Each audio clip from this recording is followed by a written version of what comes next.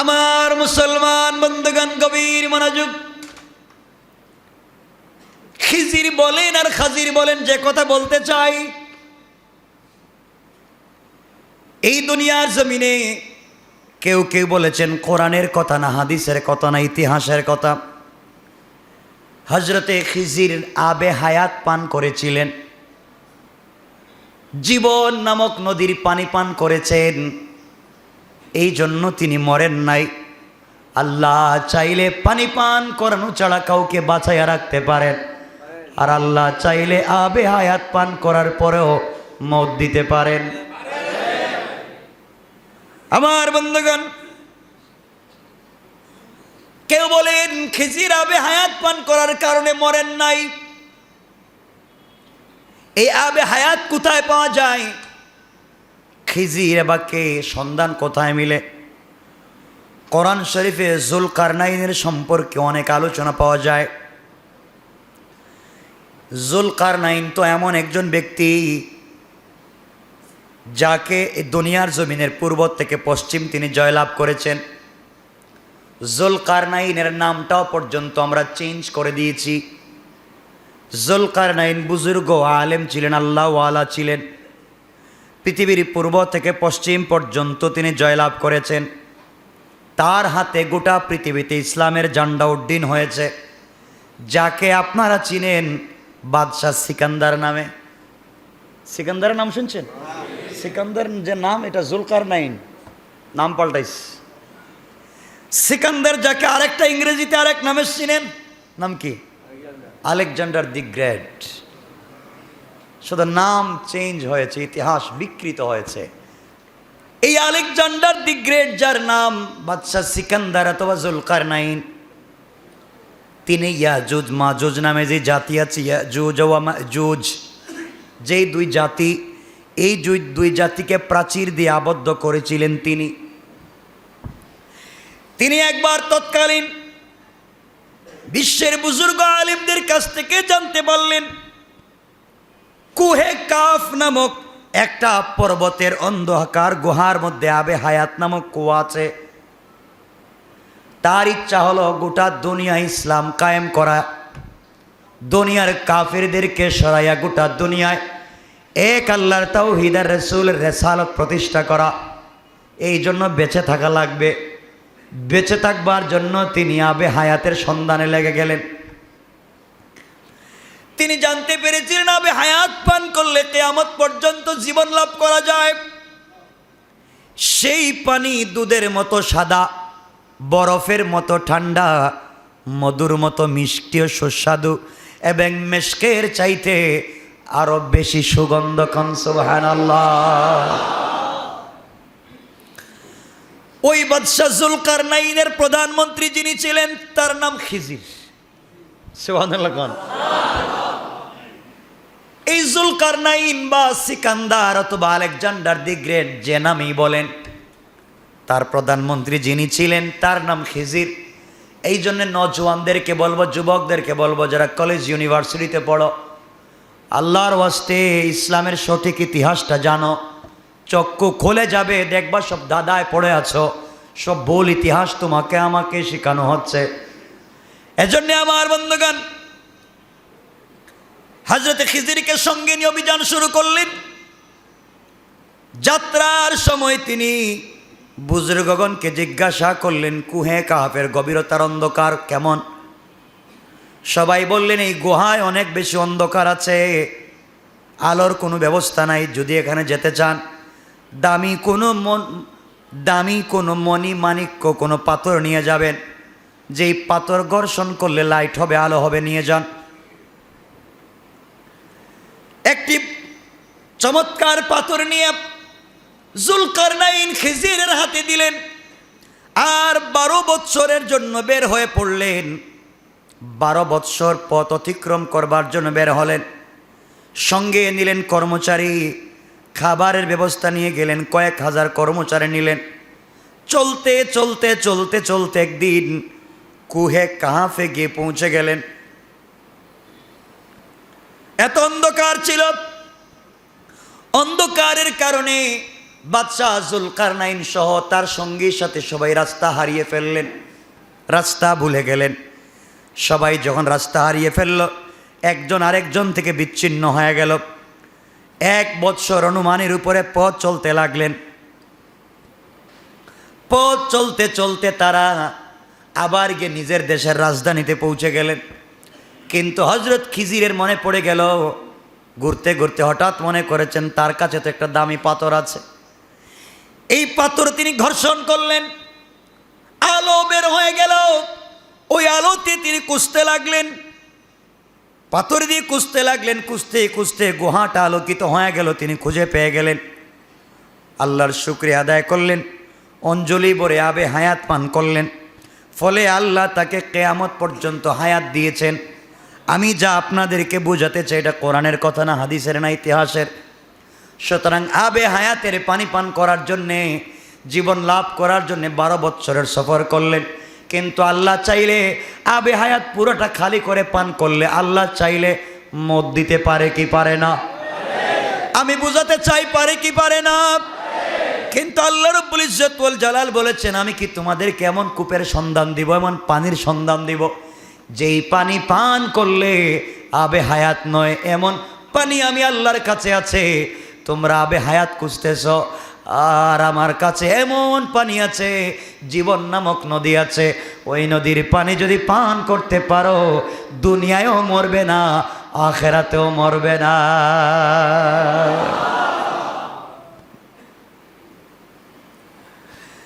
আমার বন্ধুগণ, এই জন্য মনে রাখবেন, আপনাদের কাছে জানতে চাই, শয়তান আসেনি? থাকবেনি? কথা কয় না? আসেনি এখনো শয়তান? থাকবেনি? কতদিন? আবে হায়াতের পানি পান করছে? করে নাই। আবে হায়াত পান করছে? এরপরেও শয়তান আছে। তাহলে আবে হায়াত ছাড়া যে শয়তানকে আল্লাহ বাঁচাই রাখছেন, তোমাকে আমাকে পারবেন না? পারবেন? পারবেন। আমার বন্ধুগণ, হযরতে ঈসা আলাইহিস সালাম পৃথিবীতে আসছিলেন, আসেননি এখনো? আছেন না মরে গেছেন? তিনি আসবেন, পৃথিবীতে আবার আসবেন। জানতে চাই আবে হায়াত পান করছেন? করেন নাই। বাঁচিয়ে রেখেছেন কে? আমি বুঝাতে চাই, আল্লাহ চাইলে সব কিছু পারেন। সুতরাং আল্লাহ বলছেন, আমি তোমাদেরকে কি এমন পানির সন্ধান দিব, যেই পানি পান করলে তোমরা কোনোদিন মরবে না। আমি কি সন্ধান দিব? আমি কি বলবো? আপনারা কি চান দুনিয়া আখিরাতে বাইচা থাকতে চান? এই কথাই আল্লাহ রাব্বুল ইজ্জত ওয়াল জালাল আমার আলোচ্য আয়াতে বলেছেন। ওয়ালা তামু, আল্লাহ রাব্বুল ইজ্জত ওয়াল জালাল সুন্দর করে বুঝাইয়া দিলেন, ওয়ালা তাকুলু লিমান ইউকতালু ফি সাবিলিল্লাহি আমওয়াত বাল আহইয়াউ ওয়ালাকিন লা তাশউরুন। আল্লাহ বলছেন, আবে হায়াতের পানি পান করা লাগবে না। তোমরা যদি দুনিয়ায় বেঁচে থাকতে চাও, ইন্তেকালের পরেও অনন্তকাল বেঁচে থাকতে চাও, কবরে জিন্দা থাকতে চাও, কিয়ামতে জিন্দা থাকতে চাও, এমনকি জান্নাতে সকল জায়গায় জিন্দা থাকতে চাও, আমি আল্লাহ তোমাদেরকে জীবন নামক একটা নদীর কথা বলছি। সেটা হচ্ছে বাতিলের মোকাবেলা করে, বেঈমান কাফেরের মোকাবেলা করে, নাস্তিক মুরতাদের মোকাবেলা করে, সমস্ত বদমাইশদের মোকাবেলা করে আমার রাস্তায় তুমি জীবন দিয়ে শহীদ হয়ে আসো, তুমি রক্ত দিয়ে আসো, তুমি মরবা না, তোমাকে বাঁচাইয়া দেব আমি আল্লাহ। কারা কারা আল্লাহর ওলি হতে চান? একটু হাত উঠান দেখি। ওলি, বাবা সবাই দেখতেছি, মাশাআল্লাহ, হাত নামান। সবই তো ওলি দেখতেছি। ছোট্ট একটা আমল বলবো, এ আমল যদি করেন, ঠিক মতো যদি করতে পারেন, জীবনে আল্লাহর কাছে হাত উঠাইয়া যা চাইবেন, যা মন চাইবেন, হাত নামাইবার আগে আল্লাহ দিয়ে দিবে।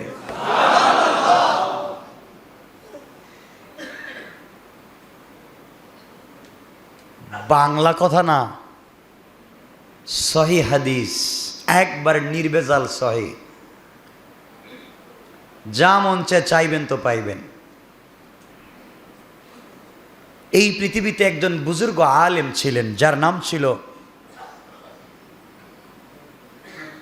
ইমামে আহমদ ইবনে হাম্বল, একজনের নাম ইমামে মালিক। নাম শুনেছেন? কারা কারা শুনেছেন?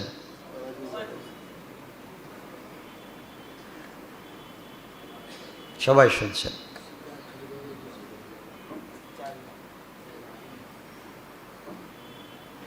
একজন ইমামে আহমদ ইবনে হাম্বল, একজন ইমামে মালিক।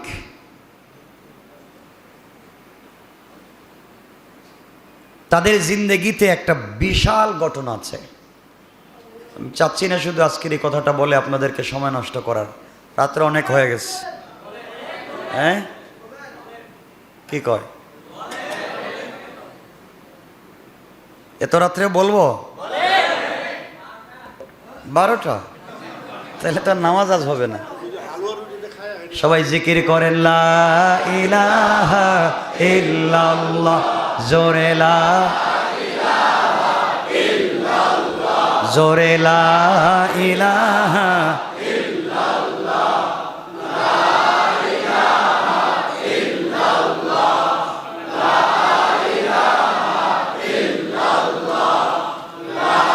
ইলাহা ইল্লাল্লাহ, লা ইলাহা ইল্লাল্লাহ,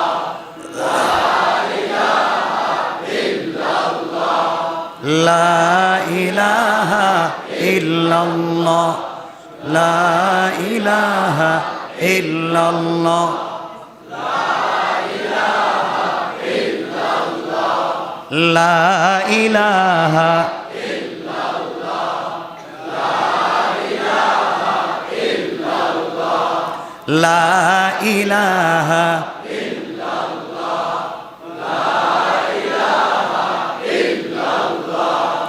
লা ইলাহা লা ইলাহা ইল্লাল্লাহ,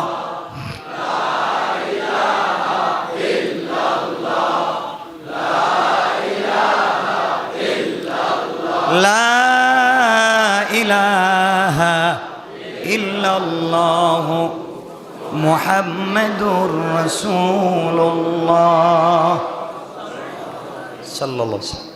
আমার বন্ধুগণ, একজন বুজুর্গ আল্লাহর ওলির নাম ইমামে আহমদ ইবনে হাম্বল রাহমাতুল্লাহি আলাইহি।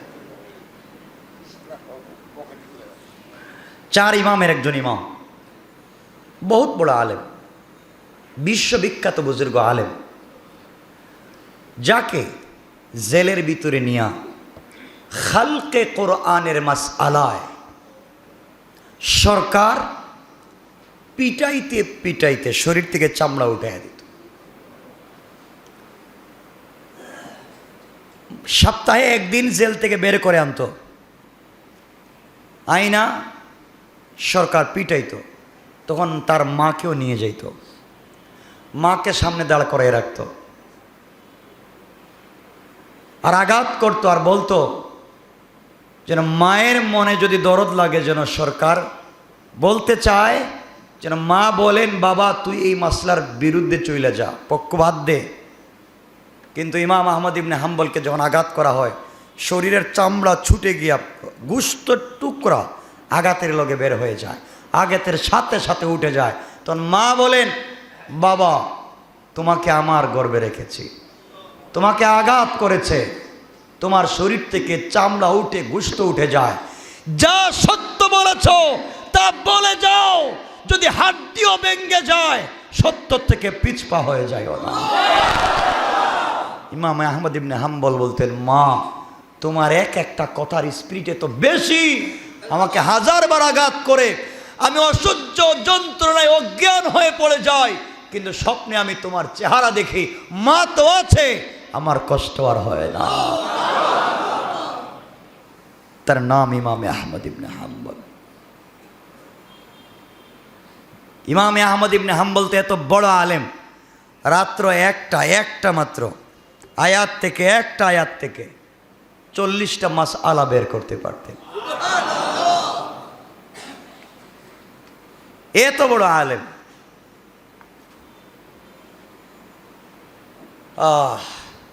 কথায় কথা চলে আসছে, বলে ইমামে আহমদ ইবনে হাম্বল রাহমাতুল্লাহ আলাইহি ইমামে শাফিঈর ছাত্র ছিলেন।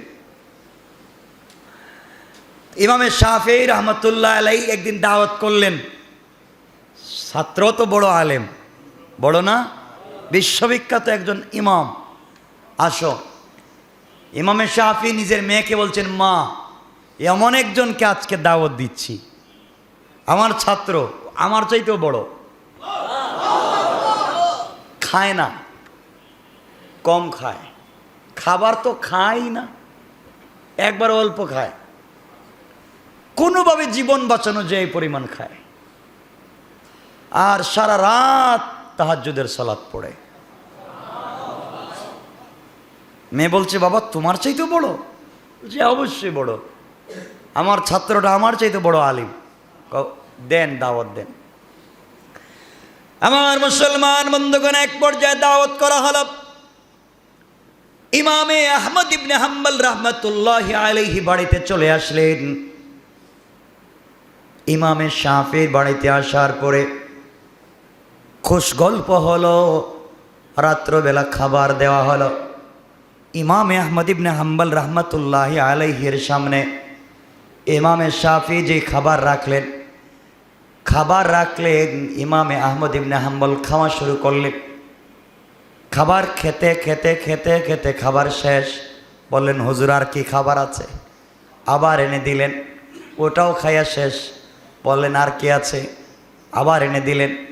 ইমামে শাফি চিন্তা করেন, আমার এই ছাত্র তো সারা জিন্দেগি কম খাইতো, আজকে এমন বেশি খায়, মেয়েকে কি বললাম, আর এখন কি হবে?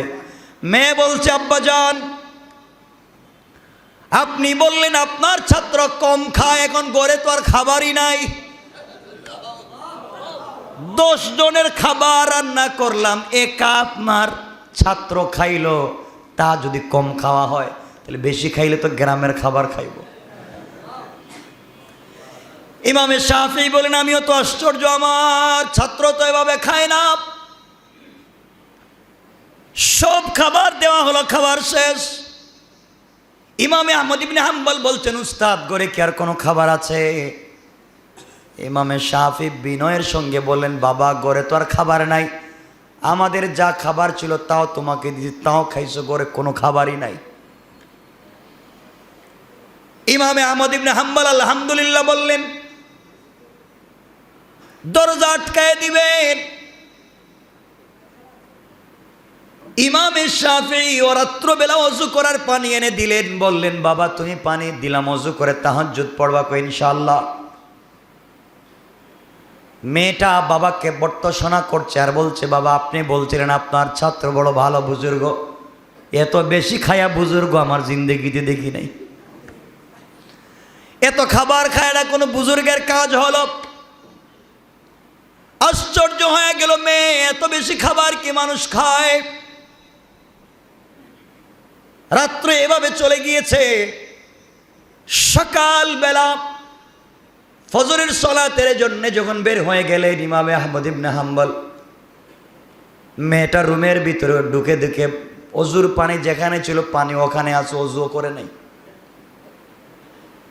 রাগে সকালবেলা বাবার কাছে বলছে, আব্বাজান, এমন পীরের দরকার নাই, এত বড় বুজুর্গের দরকার নাই, এত খাবার খাইছে, ওর কি প্রস্রাবের দরকার হয় নাই? ও কি ওয়াশরুমে যায় নাই, টয়লেটে যায় নাই, ওযুও করে নাই, পানি এক ফোঁটাও খরচ করে নাই, যেভাবে যা আছে তাই আছে, কেমন বুজুর্গ তো কিছুই বুঝলাম না। ইমামে শাফি আশ্চর্য হয়ে গেলেন, কথা তো ঠিকই, আমিও তো তাই বুঝতেছি, কি করা যায়? সকালবেলা ছাত্রের সামনে দাঁড়িয়ে বললেন, বাবা, বলো তো, তোমার গোটা জিন্দগির সঙ্গে আজকে রাত্রের কাজ কারবারের কোনো মিল নাই, বলো তুমি আজকে এমন কাজগুলা কেন করলে? ইমামে আহমদ ইবনে হাম্বল জবাব দিলেন, উস্তাদ, আজকে এই মুহূর্তে আমি কেন আপনার ঘরের ভিতরে এসে এত খাবার খাইলাম? আপনার ঘরের ভিতরে এসে আমি এত খাবার খেয়েছি, খাবার যখন আমার সামনে এসেছে আমি দেখলাম একবারে নির্ভেজাল, 100% হালাল, সরিষার দানা পরিমাণ হারামের কোনো জিনিস আপনার ঘরে নাই।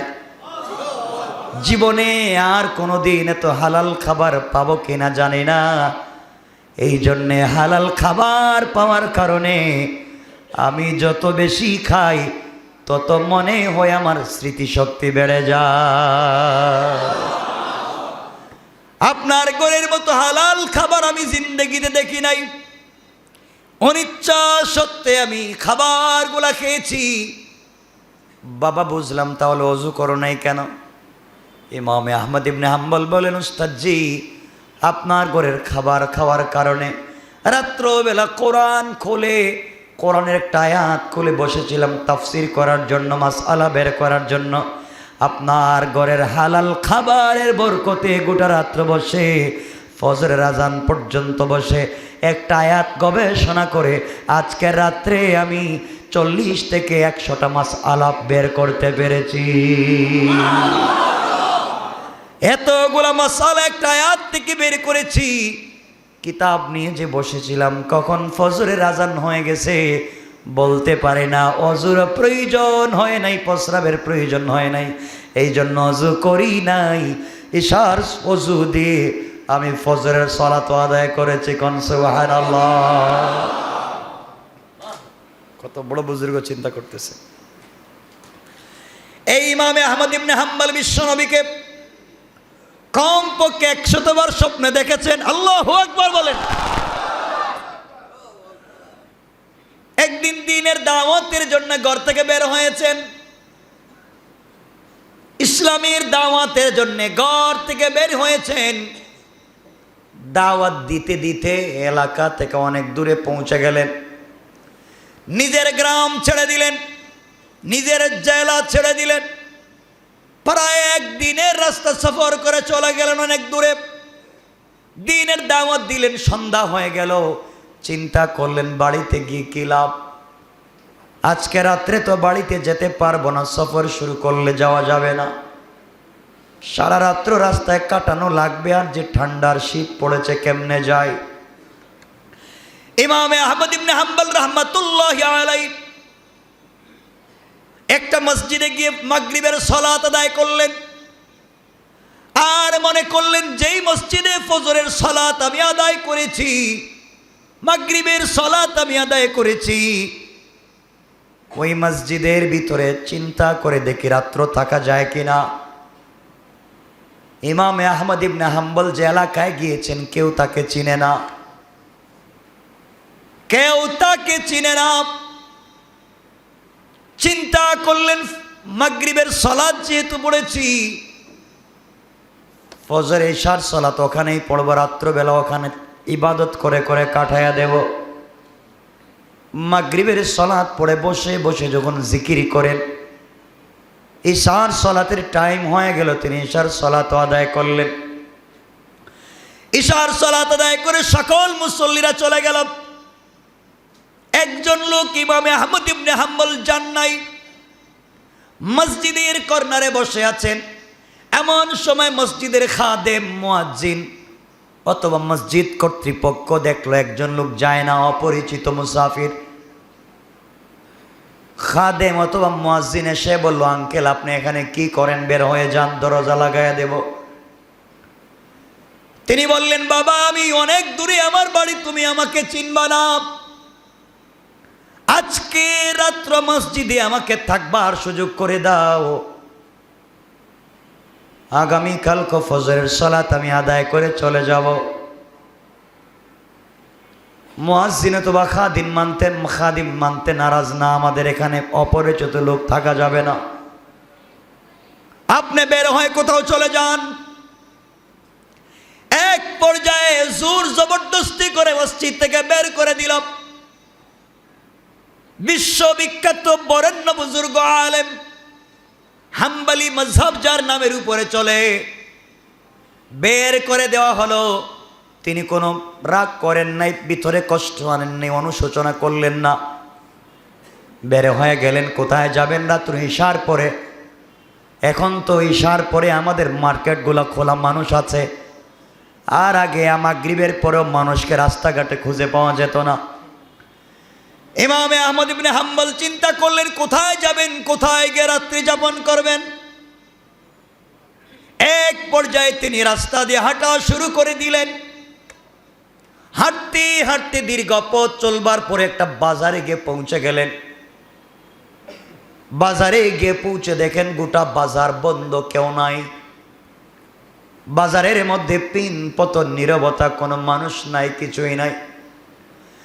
বাজারের একটা কর্নারে মিটমিট করে একটা চুলা থেকে আগুন জ্বলে। মনে হয় কিছু লোকের আনা আগুন আছে। ওই দিকে গেলেন, গিয়ে দেখেন একটা দোকান খোলা, ছোট্ট একটা ঝুপড়ির মতো দোকান খোলা। দোকানের ভিতরে একজন যুবক দাঁড়িয়ে আছে, মুখে দাঁড়িয়ে আছে, সুন্দর লেবাস। সে দোকানের ভিতরে রুটি বানাইয়া বিক্রি করে, রুটি বিক্রেতা। দোকানের ভিতরে রুটি বানাইয়া বিক্রি করে। তিনি আস্তে আস্তে তার কাছে পৌঁছে গেলেন, আর গিয়ে ডাক দিয়া বললেন, বাবা, গভীর রাত্র হয়েছে, আমি মুসাফির পথিক, আমার বাড়ি এলাকায় নাই।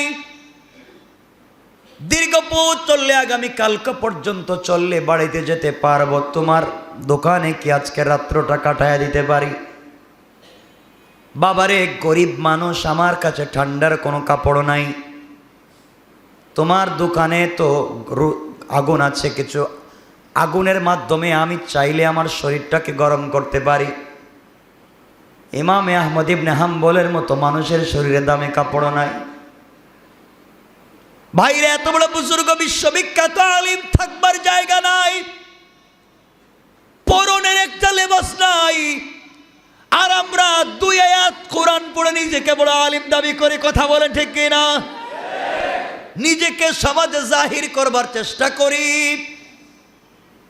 ইমামে আহমদ ইবনে হাম্বল যখন বললেন, যুবক বলছে, হুজুর, আপনাকেও আমি চিনলাম না বাবা। আপনি যদি থাকতে চান, সুযোগ আছে, আপনি আমার দোকানে থাকেন। ইমামে আহমদ ইবনে হাম্বল রাহমাতুল্লাহি আলাইহি রাত্রবেলা এই রুটি বিক্রেতার দোকানের ভিতরে গেলেন। দোকানের ভিতরে গিয়ে দেখেন তিনি আজীব কারবার। ওখানে আশ্চর্য ঘটনা ঘটে গেল। তিনি তাকাইয়া দেখেন রুটি বিক্রেতা এই যুবক যখন সে খামির তৈরি করে, ময়দা দিয়ে, আটা দিয়া যখন খামির বানায়, তখন পড়ে আস্তাগফিরুল্লাহ। খামির বানায় পড়তেছে আস্তাগফিরুল্লাহ। রুটি তৈরি করা শেষ হয়ে গেলে আওয়াজ করে পড়ে আস্তাগফিরুল্লাহ। দীর্ঘক্ষণ হয়ে গেল, যুবক কারো সঙ্গে আর কোনো কথা বলতে চায় না। রুটি তৈরি করছে, আস্তাগফিরুল্লাহ পড়ছে। রুটি তৈরি করে যেই জায়গায় রাখবার কথা রাখে, আর পরে আস্তাগফিরুল্লাহ। যখন গভীর রাত্রে কেউ রুটি কিনতে আছে, তার হাতে রুটি উঠাইয়া দেয়া, পড়ে আস্তাগফিরুল্লাহ। রুটি বিক্রি করে হাতে টাকা নিয়ে যখন কেশে রাখে, তখনও পড়ে আস্তাগফিরুল্লাহ। আল্লাহর বুজুর্গ আলেম ইমামে আহমদ ইবনে হাম্বল বললেন, বাবা, কি এমন হয়েছে বুঝতে পারি নাই, তুমি শুধু 24টা ঘন্টা আস্তাগফিরুল্লাহ আস্তাগফিরুল্লাহ পড়ো, এই তাসবিহ পড়ে সময় কাটাইয়া দাও, ব্যাপার কি? আস্তাগফিরুল্লাহর মধ্যে কি আছে? রুটি বিক্রি করতেও পড়ো, বানাতেও পড়ো, টাকাও রাখতে পড়ো। যুবক ডাক দিয়া বলতেছে, আঙ্কেল, আপনি বুঝবেন না, আপনাকে আমি চিনি না বাবা। আমি এই জন্য আস্তাগফিরুল্লাহ পড়ি, আমি যেই রুটিগুলা তৈরি করেছি, এই রুটিগুলা তো এক দামে বিক্রি করি, কিন্তু কোন রুটিতে ময়দা আটা বেশি পড়েছে, কোনটায় কম পড়েছে আমি জানি না। কোনটায় রুটির কোনটার মধ্যে ময়দার দানা বেশি হলো, কোনটার মধ্যে কম হলো, আমি তো বুঝি না। সব তো বিক্রি করি, কোনোটায় হয়তো একটু কম হতে পারে, একটু বেশি হতে পারে, কিন্তু টাকা তো আমি ঠিকই বেশি নেই। কারো রুটি বানাতে গিয়ে আমার হাতে লেগে যেতে পারে, তৈলের মধ্যে দিলে বেশি তৈল লেগে যেতে পারে, কোনোটায় কম যেতে পারে। টাকা তো আমি কম বেশ নেই না, আমি চিন্তা করি মানুষের কাছ থেকে ঠিকই তো টাকা নেই, কিন্তু কম বেশ তো হতে পারে, তা তো আমি জানি না। এই জন্যে আমার 35 বছরের উপরে এখানে বিজনেস। আমি যতদিন থেকে ব্যবসা করে যাই আঙ্কেল, ততদিন থেকে 24টা ঘন্টা এই আস্তাগফিরুল্লাহর জিকির ছাড়া আমার জবানে আর কিছুই নাই। এই লোকটার ইমানদারি দেখে, তাকওয়ার অবস্থা দেখে তিনি আশ্চর্য হয়ে গেলেন। আর ডাক দিয়ে বললেন, যুবক তুমি বলো, আস্তাগফিরুল্লাহর জিকির করে তুমি কি কিছু পাইছো নাকি?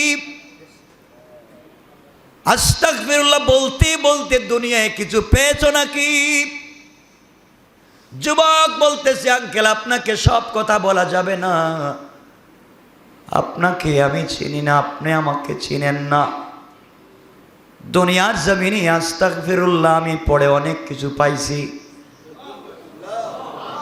ইমামে আহমদ ইবনে হাম্বল নিজের পরিচয় গোপন করে বললেন, বাবা জোড়হাত করি, আমিও তো মুরব্বী, কোন দিন মরে যাব জানি না, আমাকে আস্তাগফিরুল্লাহ বলে কি পাইছো বলো, আমিও পড়ব। যুবক এবার দাঁড়াইয়া চোখের পানি ছেড়ে বলছে, আঙ্কেল 35 বছরের উপরে আমি আস্তাগফিরুল্লাহ পড়ি। এই আস্তাগফিরুল্লাহ জিকিরের বরকতে আমার আল্লাহ আমাকে এত দিয়েছে, আমি যেই সময় আস্তাগফিরুল্লাহ পড়ে হাত উঠাইয়া দেই, 35 বছর হয়েছে, আল্লাহর কাছে আমি যা চাইছি হাত নামাবার আগে আমার আল্লাহ আমাকে তা দান করেছে। আমি আস্তাগফিরুল্লাহর এত বরকত পেয়েছি, আল্লাহর কাছে আমি জীবনে যা চাইলাম তাই তো পাইলাম। এক কথায় আল্লাহ আমাকে মুস্তাজাবুদ দাওয়া বানিয়ে দিয়েছেন, হাত উঠালেই কবুল হয়ে যায়। এই জন্যে আমার খাবারে অনেক বরকত। আমি এখানে রুটি বিক্রি করে আমার পরিবার চালাই, মসজিদ মাদ্রাসায় দিই, এতিমখানায় দেই, মা বাবার খেদমত করি, গরিবকে খেদমত দেই, গরিবকে দেই, যে যেখানে পারি দেই। এত কিছু দেওয়ার পরে রাত্রবেলা রুটি বিক্রি করি কয় টাকার, কিন্তু এত দেওয়ার পরে আমার ঘরের বরকত শেষ হয় না। আল্লাহু আকবার। ইমামে আহমদ ইবনে হাম্বল বললেন, বাবা আর কি বলো? এই গোলাম রুটি বিক্রেতা বলতেছে, আঙ্কেল এই আস্তাগফিরুল্লাহ জিকির করার কারণে 35-40 বছর হয়েছে আজকে পর্যন্ত আমার বডিতে জ্বর সর্দি কাশির মতো কোনো রোগ হয় না, আমি কোনো কষ্ট পাই না, সব সময় আমি বডিতে শক্তি পাই। এবার মুরব্বী ইমামে আহমদ ইবনে হাম্বল বললেন, বাবা এত কিছু আমাকে শোনাইলা, বলো তো তোমার সব দোয়া কি আল্লাহ কবুল করছে? জীবনে যত দোয়া করেছ সব দোয়া কি আল্লাহ কবুল করেছে আমাকে বলো। যুবক দাঁড়িয়ে বলছে, আঙ্কেল হ্যাঁ, আমার জীবনে আল্লাহর কাছে যত দোয়া করেছি কোনো দোয়া তো আল্লাহ আমাকে ফিরাইয়া দেয় নাই, জীবনে যা চাইছি তাই পাইছি, কিন্তু একটা দোয়া কবুল হয় নাই। এই কথা বলে যুবকটা হাউমাউ করে কান্না শুরু করেছে।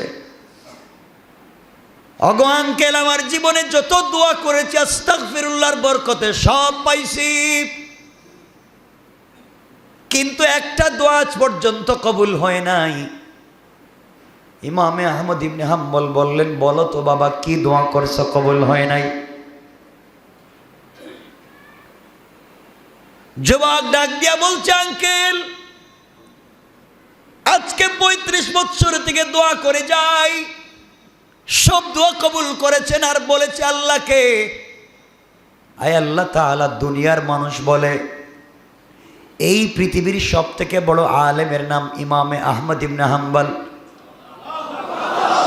সবাই আমাকে বলে, আমি তো লোকটাকে কোনোদিন দেখি নাই, চিনি নাই, পৃথিবী বিশ্ববিখ্যাত আলিম বাদশাহ যাকে টলাইতে পারে না ইমান থেকে, এত আঘাত করছে, এত পিটাইছে, জবান দিয়ে যা বলেছে তার উপরে অটল আর ইস্তেকামত ছিল। আমার দিলের ভিতরে 35 বছর থেকে তামান্না, আকাঙ্ক্ষা, আমি ইমাম আহমদ ইবনে হাম্বলকে জীবনে একটাবার দেখতে চাই। আল্লাহু আকবার বলেন। আমি আমার জীবনে একটাবার ইমাম আহমদ ইবনে হাম্বলকে দেখতে চাই। এই জন্য আল্লাহর কাছে এত দোয়া করছি, আল্লাহ এই দোয়াটা কবুল করে নাই। সব দোয়া কবুল করছে, ইমাম আহমদ ইবনে হাম্বলকে দেখি নাই। এই জন্যে মনে বড় আফসোস থেকে গেল, কোন দিন মরে যাব। আল্লাহ সব কিছুর সুযোগ দিল, কেন আমি ইমাম আহমদ ইবনে হাম্বলকে দেখি না। আঙ্কেল আপনি জানেন না, আপনি আসার কিছুক্ষণ আগে আমি 2 রাকাত নামাজ পড়ে আল্লাহর কাছে কান্না করে বলেছি, আল্লাহ তাআলা মরে যাব তো না জানি কালকেও, কিন্তু আমি যদি কালকেও মরে যাই এর আগে হলেও ইমাম আহমদ ইবনে হাম্বলকে দেখাও। এই দোয়া করে মাত্র দোকানের ভিতরে ঢুকছি, আপনি আসছেন, আপনাকে সুযোগ দিলাম, বসেন। এবার ইমাম আহমদ ইবনে হাম্বল যুবকের চেহারার দিকে তাকিয়ে কান্না করে বলেন, আল্লাহ এত বড় বুজুর্গ আমিও তো হতে পারি নাই, আমাকে এত বড় আলিম বানাইছো, ইমাম বানাইছো, কিন্তু আমিও তো মুস্তাজাবুদ দাওয়া হতে পারলাম না। আরে গরিবের ছেলে রুটি বিক্রি করে করে মুস্তাজাবুদ দাওয়া হয়ে গেল। এমন সম্পর্ক আস্তাগফিরুল্লাহ জিকিরের মাধ্যমে তোমার সাথে করে ফেললে, তুমি তার সব দোয়াকে কবুল করে আজকে তাকে আমার বাড়িতে না পাঠাইয়া ঘুরাইয়া আমাকে তার দোকানে পাঠাইছো। আল্লাহু আকবার। তিনি দাঁড়ায়া যুবকের বুকের সঙ্গে বুক লাগাইয়া কপালে চুম্বন করে বললেন, ও বাবা, ইমাম আহমদ ইবনে হাম্বলকে দেখবার জন্য দোয়া করেছো, আল্লাহ তোমার এই দোয়াও কবুল করেছে। ইমামে আহমদ ইবনে হাম্বলকে দেখবার জন্য যাওয়া লাগে নাই, বরং ইমামে আহমদ ইবনে হাম্বলকে আল্লাহ তোমার দোকানে পাঠাইয়া এই মুহূর্তে তোমার সামনে দাঁড় করাইয়া দিয়েছেন। আল্লাহু আকবার বলে। ও ভাই, কথা লম্বা করতে চাই না, বুঝাতে চাই, সে মালিককে চিনলা না, সে রবকে তুমি চিনলা না। শুধুমাত্র ছোট্ট একটা জিকির আস্তাগফিরুল্লাহ, ওই আস্তাগফিরুল্লাহ পড়ে জিন্দেগিকে কেমনে কামিয়াব করে ফেললো তুমি আর আমি। এজন্য রাসূল বলেছেন, আখলিস দীনাকা ইয়াকফিকাল আমালুল কালিল। খুব বেশি আমলের দরকার নাই, অল্প আমল, নির্ভেজাল আমল, অল্প আমল শিরিক মুক্ত আমল, অল্প আমল বিদাত মুক্ত আমল, এভাবে করে যদি আমরা মরে যেতে পারি আল্লাহ আমাদেরকে মাফ দিবেন। বুঝাতে চাইলাম, এই যুবক যদি আস্তাগফিরুল্লাহর জিকির করে আল্লাহর ওলি হতে পারছে, তুমি আর আমি কেন পারি না? বোঝা গেল তোমার আর আমার দিল ঠিক নাই, তোমার আর আমার খাবার ঠিক নাই, তোমার আর আমার আল্লাহর সঙ্গের কমিটমেন্ট ঠিক নাই। এই জন্য আমার বন্ধুগণ, আমার শেষ কথা হলো, আজকের রাত্রে আমরা আল্লাহর সাথে সম্পর্ক করব। সবাই বলেন ইনশাআল্লাহ। আজকে রাত্রে আল্লাহর সাথে এমন সম্পর্ক করব আর আল্লাহকে বলবো, আল্লাহ পৃথিবীর সবাই যদি ভুলে যায় তোমার পায়ে ধরলাম, তুমি ভুলে যাইও না। আমার বিশ্বাস আল্লাহ ভুলে যাবেন না। এই জন্যে তো আমার আল্লাহ ডাক দিয়ে মাঝে মাঝে বলেন, গোলাম তুই ভুলে যাইতে পারিস, তুই নিমক হারাম, আমি কথা দিলাম তুই 1000 বছর ভুলে যাইতে পারিস, কিন্তু আমি 1 সেকেন্ডও ভুলি না। আল্লাহ আমাকে আপনাকে ভুলে যায় না, কিন্তু আমি আর আপনি আল্লাহকে ভুলে যাই। এই জন্যে বন্ধুগণ, জিন্দগিতে একটা উদ্দেশ্য থাকবে, আল্লাহর সাথে সম্পর্ক করা। যেভাবেই হোক, যেভাবেই হোক, এই আল্লাহকে কনভিন্স করে নিজের কাছে রাখা, যখন যা চাইবো তা যেন আদায় করতে পারি। এই জন্যে সবসময় আল্লাহকে খুশি রাখা লাগবে। বলেন পারবো তো ইনশাআল্লাহ? পারবো তো ইনশাআল্লাহ? এই জন্য আজকে রাত্রে আল্লাহর সাথে সম্পর্ক করো। আল্লাহ তো বলছেন আজকে কাছাকাছি ডাকতেছেন আয়সা, আল্লাহ আমি মুস্তাগফিরিন ফাগফিরাল্লাহ। এখানে আয়সা ডাকতেছেন, আল্লাহ ডাকতেছেন, বলতেছেন গোলাম আয়, কাছাকাছি আয়, আয় তোকে আমি মাফ করে দেব। চাইব তো ইনশাল্লাহ। আমরা কারা কারা এখানে আসছি নতুন একটু দেখি তো, একবার আজকে নতুন আসছেন, মাশাল্লাহ অনেক আসছেন। আল্লাহ যেন সবার এই হাতগুলোকে জান্নাতুল ফিরদাউসের বিনিময়ে কবুল করেন। সবাই জুড়ে পড়ে না আমিন। আমাদের সবাইকে যেন কবুল করেন, সবাই পড়ে না আমিন। আমার বন্ধুগণ সবাই আমার জন্য দোয়া করবেন, আপনাদের জন্য দোয়া করব। আল্লাহর সাথে সম্পর্ক করবো তো ইনশাআল্লাহ। আমার আল্লাহ তো মাঝে মাঝে এই জন্য আমার নবীকে ডাক দিয়া বলতেন, আমি বারবার বলেছি, ইয়া আইয়ুহাল মুজাম্মিল ইয়া আইয়ুহাল মুদ্দাসসির কুম ফানজির ওয়া রাব্বাকা ফাকাব্বির ওয়া সিয়াবাকা ফাতাহির। ও চাদরওয়ালা চাদরের নিচ থেকে বের হও, কম্বলওয়ালা কম্বল থেকে বের হও, ফাতেমাকে ঘুম পাড়াইয়া দাও, তোমার মেয়ে ফাতেমা তোমাকে দেখবে না। খাদিজাকে কম্বলের নিচে রাখো, আর তুমি খাদিজার সঙ্গে কম্বলের নিচে শুয়ে থাকবে। আল্লাহু আরশ ইস্তাওয়া, আমি আরশে একা একা থাকবো, আমার ভাল লাগে না। বন্ধু কম্বল থেকে একটাবার বের হও, আর একটাবার সিজদায় গিয়ে আমাকে ডাক দাও, তুমি ঘুমিয়ে থাকবে। লা তাখুযু সিনাতুম ওয়ালা নাওম, আমি আল্লাহ তো তোমার প্রেমে পাগল হয়ে ঘুমাই না। একবার তুমি সিজদায় পড়ে আমাকে সুবহান বলে ডাক দাও, আমি আল্লাহ কথা দিলাম তোমার সিজদার জায়গায় হাজির হয়ে যাব।